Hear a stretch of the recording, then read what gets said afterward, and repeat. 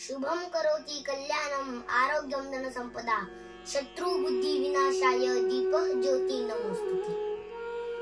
आज आपण दीप अमावस्या म्हणजेच आषाढ अमावस्याबद्दल बोलणार आहोत। आषाढ अमावस्येला दिव्यांची पूजा केली जाते, म्हणजेच दिव्यांना स्वच्छ घासून धुवून पुसून पाटावर मांडतात आणि दिव्यांना गंध, अक्षदा आणि फूल वाहतात।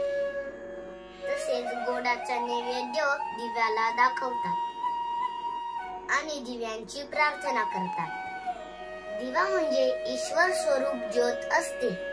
दिव्यांना प्रार्थना करावी।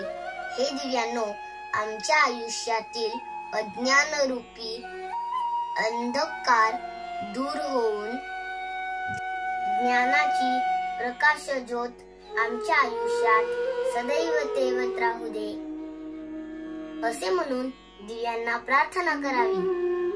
दिव्याला प्रार्थना करायच्या अगोदर मनातील सर्व विचार दूर करावे आणि दिव्याला हात जोडून हा श्लोक म्हणावा।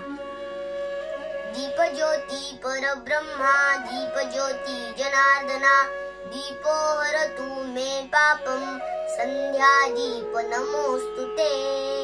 दिवा लावल्याशिवाय कोणतीही पूजा अथवा साधना पूर्ण होत नाही।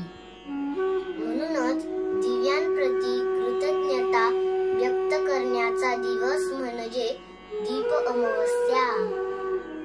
आपणा सर्वांच्या आयुष्यात मंगलमय प्रकाश प्राप्त व्हावा। जय श्रीराम।